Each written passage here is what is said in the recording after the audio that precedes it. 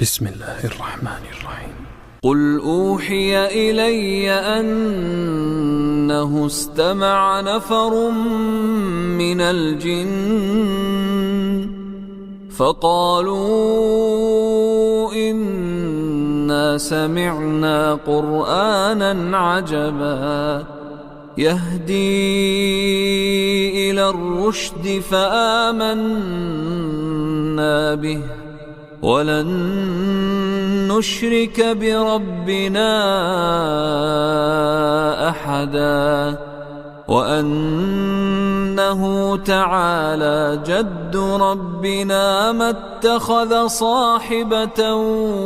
ولا ولدا